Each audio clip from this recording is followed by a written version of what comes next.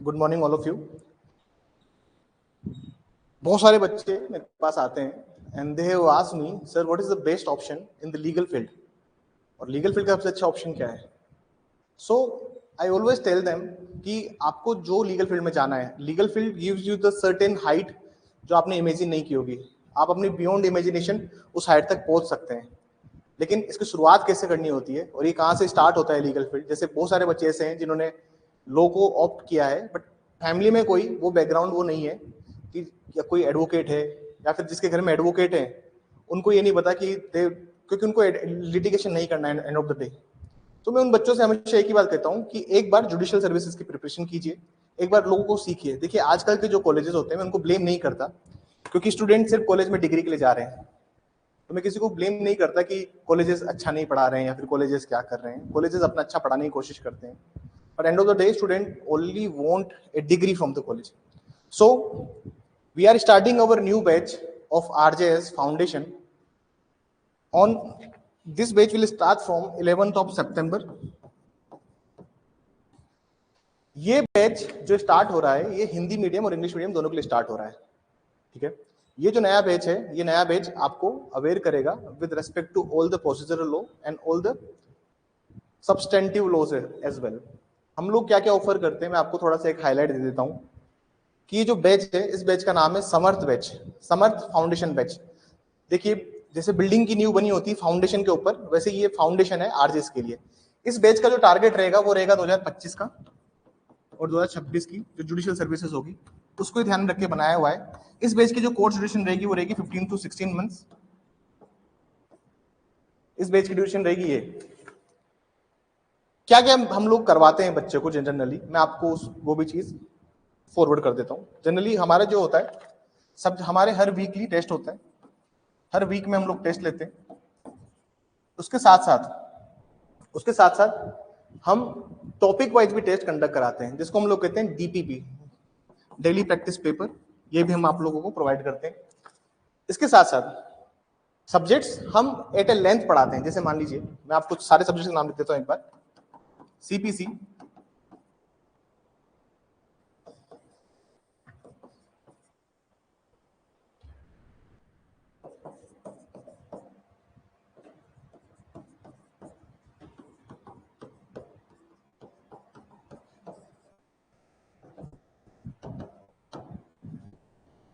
देखिए CPC की 120 classes आपको मिलेगी।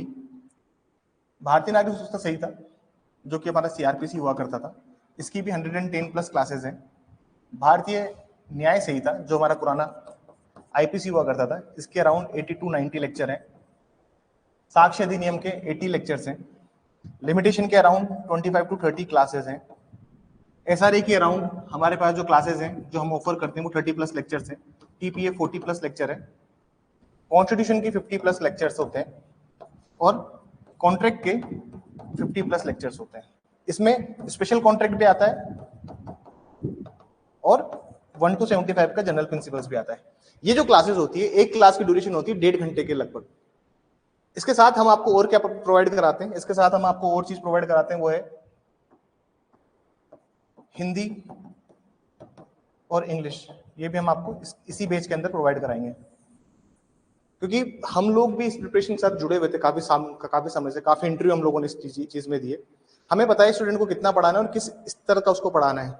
देखिए हाईकोर्ट जो हिंदी और इंग्लिश पूछता है वो बहुत सर्टेन लेवल की होती है, बहुत मॉडरेट लेवल की होती है, बहुत हाई लेवल और टफ लेवल नहीं होता। अनलाइक आरपीएससी की जो हिंदी इंग्लिश है वो थोड़ी टफ होती है, वो थोड़ी सब इंस्पेक्टर लेवल की होती है। आप देखेंगे आरपीएससी की सब इंस्पेक्टर की एग्जाम और राजस्थान हाईकोर्ट की जो एग्जाम होती है, इनका सिलेबस सेम है विद रेस्पेक्ट टू लैंग्वेज। जो वहां पे हिंदी का पेपर होता है सब इंस्पेक्टर के एग्जाम में आरपीएससी में, और आरजेएस में जो हिंदी का पेपर होता है, इन दोनों का लेवल और इन दोनों का पेपर ऑलमोस्ट सेम होता है।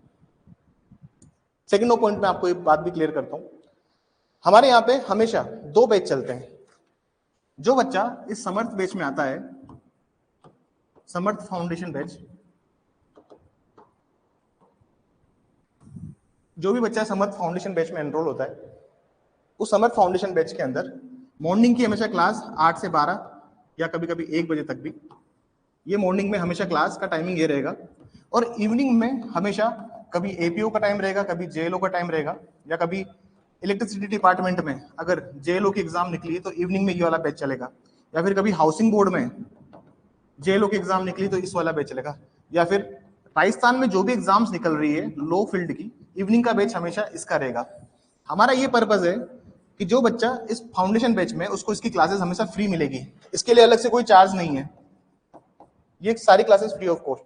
इवनिंग में बैच इसलिए इनका रखा गया है क्योंकि मेरा ये मानना है कि बच्चे को नौकरी लगाना मेरा प्राइम फोकस है। सीटें लिमिटेड है, जैसे हम लोगों ने मेंस में, अभी मेंस हुआ था, हमने सिर्फ उसमें 30 क्लासेस सीट्स रखी थी, अभी इंटरव्यू होगा उसमें सिर्फ 50 स्टूडेंट्स को ही हम रखेंगे। वैसे ही समर्थ फाउंडेशन बैच की जो सीट्स रहेंगी वो लिमिटेड रहेगी, क्योंकि मैं अपने पास क्वालिटी चाहता हूँ, क्वांटिटी मुझे नहीं चाहिए। सीट्स लिमिटेड रहेगी और पहले आओ पहले पाओ वाले सीट्स हैं। आप इच्छुक एडमिशन लेने में तो आप जो भी नंबर दिए हुए हैं वीडियो के नीचे, जो नंबर चल रहे होंगे, आप उस पर कॉन्टेक्ट करके टीम से बात कर सकते हैं और अपना स्लॉट बुक कर सकते हैं। सेकेंड ऑफ बात ये जो बैच है इसमें जैसे मान लीजिए आप पास आउट हो गए और उस टाइम पे जेएलओ की वैकेंसी नहीं आती है, बहुत से बच्चों का भी सवाल था सर मान लीजिए जेएलओ की एग्जाम अगर उस टाइम पे नहीं आई तो सर जेएलओ के अगर सिलेबस नहीं आएगा तो जो सब्जेक्ट बच गया है, जैसे ड्राफ्टिंग प्लीडिंग बच गया, जैसे अब कन्वेंस वाला सब्जेक्ट बच गया, तो ये सब्जेक्ट की क्लास आपको बाद में ऐप के ऊपर प्रोवाइड करा देंगे। हमारी क्लासेस ऑनलाइन और ऑफलाइन दोनों है। जो बच्चा ऑनलाइन एडमिशन लेना चाहे ऑनलाइन एडमिशन लीजिए, जो बच्चा ऑफलाइन एडमिशन लेना चाहे। सीट्स लिमिटेड क्यों रखी है इसका एक रीजन मैं आपको बता देता हूं। देखिए मुझे डायरेक्ट बच्चे से इंटरेक्शन करना होता है, मेरे पास जितने भी बच्चे हैं मुझे इनका फैमिली बैकग्राउंड तक पता है कि कौन क्या करता है और किसके फैमिली की क्या कंडीशन है, और ये मुझे जानना इसलिए जरूरी होता है क्योंकि मुझे उस बच्चे पे, हर एक बच्चे के ऊपर मेहनत करनी है, उसको जॉब लगवानी है, और यही मेरा प्राइम टारगेट है। मेरा इस वो टारगेट नहीं कि क्लास में कौन बच्चा कब आ रहा है कौन बच्चा नहीं आ रहा है, मेरा वो टारगेट नहीं है। अगर मान लीजिए कोई बच्चा मेरी क्लास में 2-3 दिन भी एब्सेंट रह जाता है तो मैं सीधा मैं उस बच्चे को फोन कर देता हूँ कि क्यों नहीं आ रहे हो आप, क्या इश्यू हो गया है।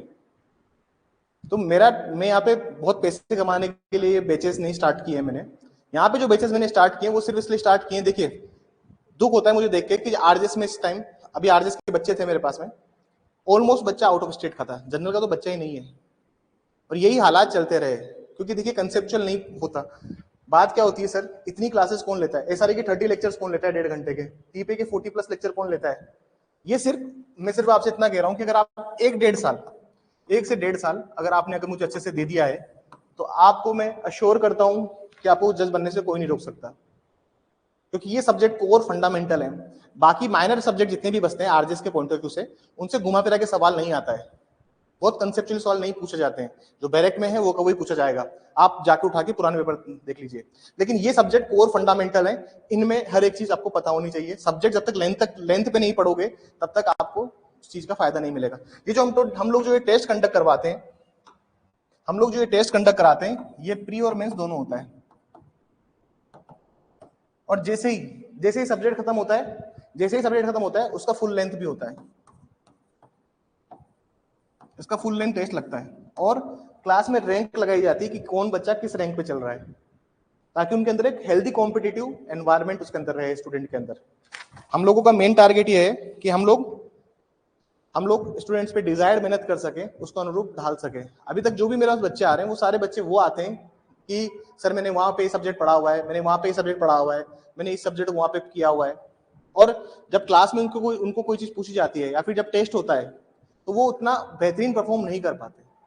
मेरा मानना है कि अगर आप 1-1.5 साल अगर बहुत कंसेप्चुअली चलें और हर स्टेप पे आप अगर ध्यान रखें कैसी चीजों को पढ़ना है, कैसी चीजों को समझना है, तो आप समझ पाएंगे कि हाउ थिंग्स वर्क।